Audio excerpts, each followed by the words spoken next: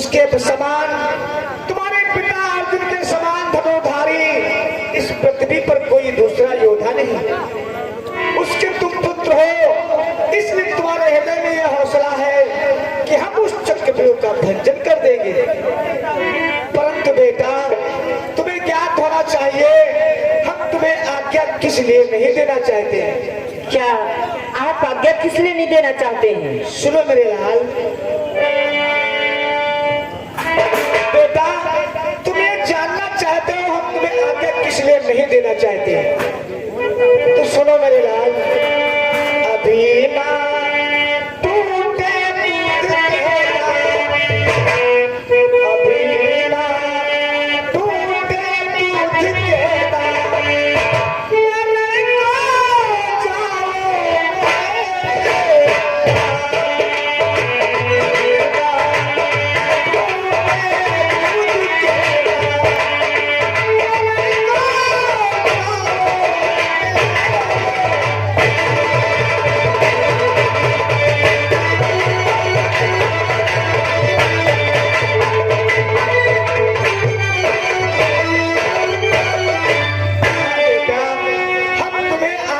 इसलिए नहीं दे रहे हैं, तुम्हारे मुख में जो दांत हैं ये दूध के टूट करके दोबारा नहीं जमे और आज्ञा मांग रहे हो चक्रव्यूह को तोड़ने की।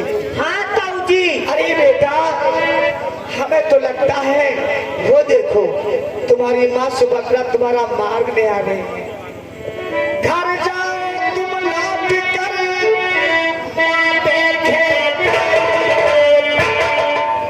हमें लगता है तुम्हारी माँ देख रही है कि किधर से मेरा पुत्र अभिमन्यु आ जाए, हम उसे अपनी गोद में ले लें। घर जाओ तुम लौट कर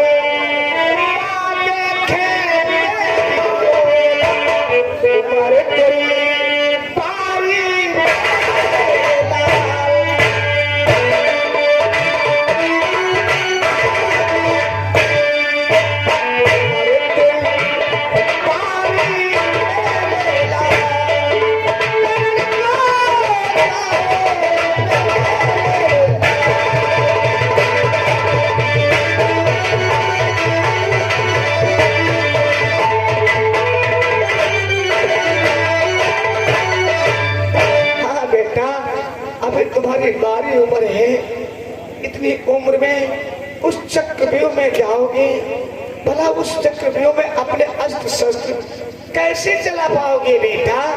इसलिए जाओ, घर को वापस चले जाओ बेटा।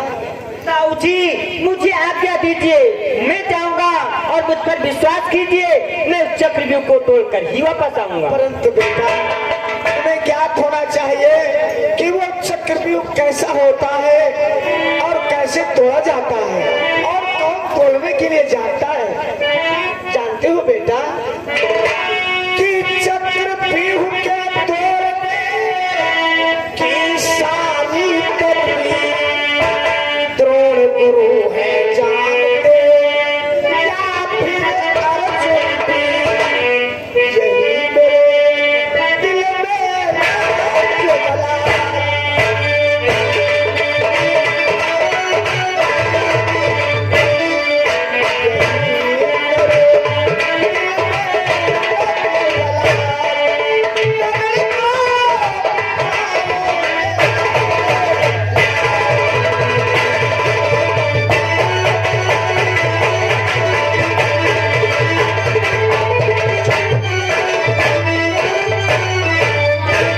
बेटा।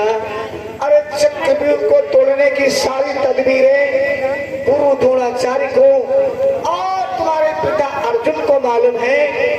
इस समय यदि तुम्हारे पिता अर्जुन इस समय दरबार में उपस्थित होते तो उन्हें भेज करके इस चक्रव्यूह का भंजन करवा देते। तो क्या हुआ? कायर वो नहीं कहाएगा। आज अगर इस सभा में मेरे पिता अर्जुन नहीं है तो कायर वो नहीं कहाएगा जो जग विख्यात प्रतिष्ठित है। यदि अर्जुन यहाँ नहीं है तो अर्जुन कांस उपस्थित है। अगर आज यहाँ पर मेरे पिता अर्जुन नहीं है तो उनके कांड को करने के लिए उनका पुत्र अभिमन्यु जाएगा। भैया चलो चले गेंद खेले चले और आप भी डंडा खेले चले। होता है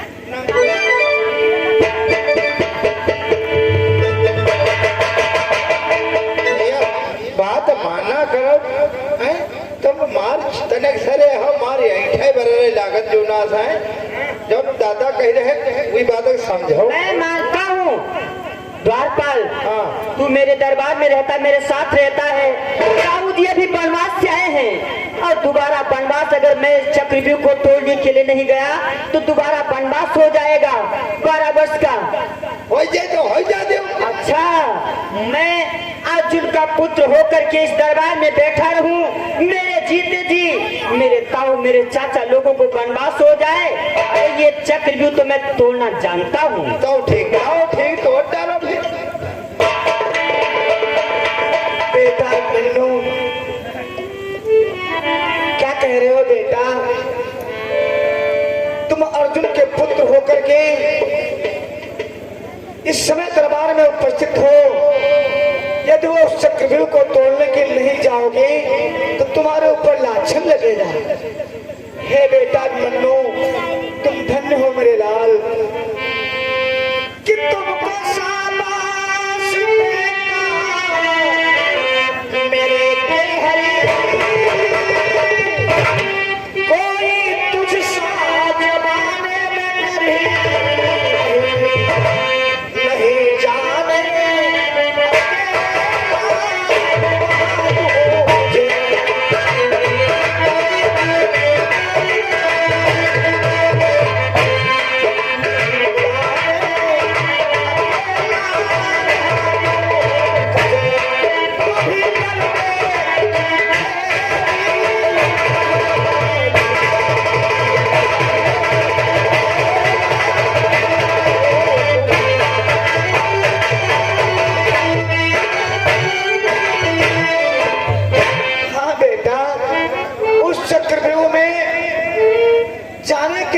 आज्ञा मांग रहे हो बेटा, पर तुम्हें हम उस चक्रव्यूह में अकेले नहीं भेज सकते, इसलिए वापस चले जाओ बेटा।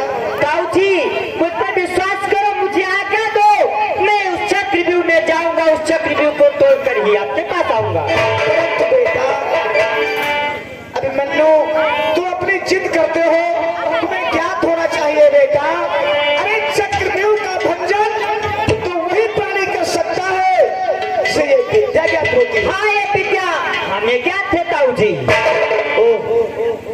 ये तुमने क्या कह दिया पुत्र? अरे चक्रव्यूह की विद्या कोई आसान विद्या है बेटा, तुम्हें मालूम है, पर ये विद्या चक्रव्यूह को तोड़ने की विद्या गुरु द्रोणाचार्य ने तुम्हारे पिता अर्जुन को बताया था, सिखाया था। बोलो आखिर ये विद्या तुमने कहाँ से पाया पुत्र? ये मैंने विद्या कहाँ से सीखी मैं आपको बतलाऊंगा ताऊ जी। बोलो बेटा। ताऊ जी कि जिस समय गर्भ में था माते, माता मेरी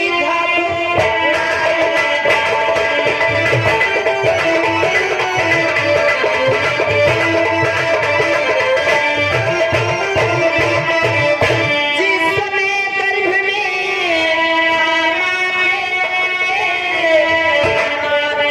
मेरी घबराई, कि उस समय पिता ने चक्रव्यूह भंग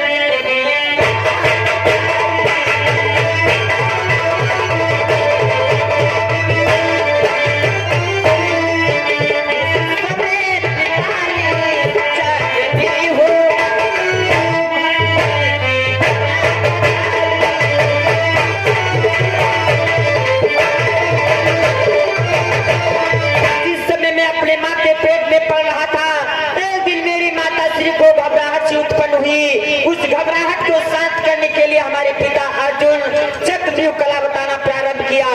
एक द्वार से लेकर 6 द्वारों तक मेरी माता सुनती गई, माँ के साथ मैं भी सुनता गया।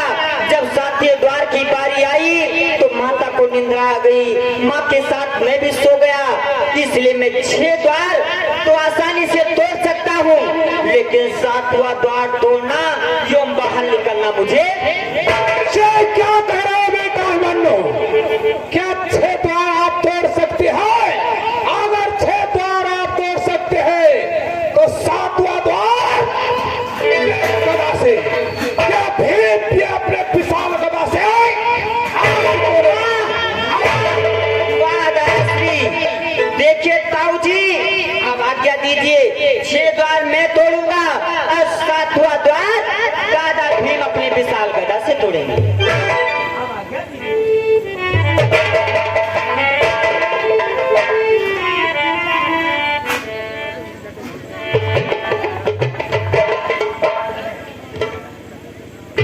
भीम, कहिए दादा से, जरा सोचो और विचार करो भ्रात। इस समय हमारे भ्रात अर्जुन दरबार में उपस्थित नहीं है।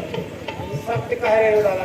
यदि हम उस रण क्षेत्र में जाने के लिए आज्ञा तुम्हें और अभिमन्यु को दे दूं, चक्रव्यूह के 6 द्वारों को तो तोड़ना अभिमन्यु जानता है, 7वां द्वार तोड़ना, तत्पश्चात चक्रव्यूह के बाहर निकलना नहीं जानता।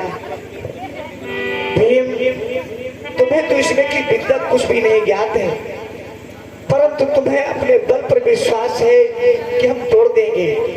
परंतु भ्रात, दुश्मन को कभी कमजोर नहीं सोचना चाहिए। ये क्या कह रहे हो दादा? हाँ भीम, दुश्मन को कभी कमजोर नहीं सोचना चाहिए। इसलिए यदि अभिमन्यु मान जाएगा तो हम इसे आज्ञा कदापि नहीं देंगे, और यदि नहीं मानेगा तो फिर देखा जाएगा। ठीक है दादा श्री। बेटा अभिमन्यु,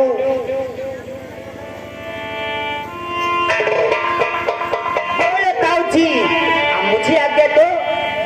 बेटा आज्ञा देने से पहले हम तुमसे कुछ कहना चाहते हैं बेटा। क्या कहना चाहते हो ताऊ जी? कि यह मेरे बेटा अभिमन्यु, यह मेरे बेटा अभिमन्यु, ये ध्यान तू अपनी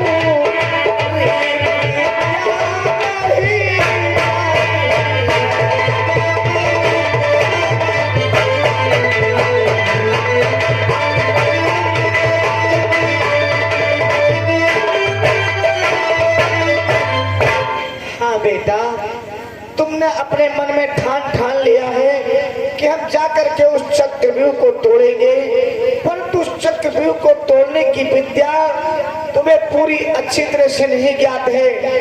इसलिए बेटा, उस चक्रव्यूह में जो प्राणी जाता है, जाना तो आसान है पर उतना ही वापस आना कठिन है बेटा। जाने वाले के निशान तो मिलते हैं, जाने वाले प्राणी के पदों के निशान मिलते हैं चक्रव्यूह में, पर तो वापस आने की चिन्ह नहीं मिलते हैं बेटा। इसलिए बेटा, इसलिए वहां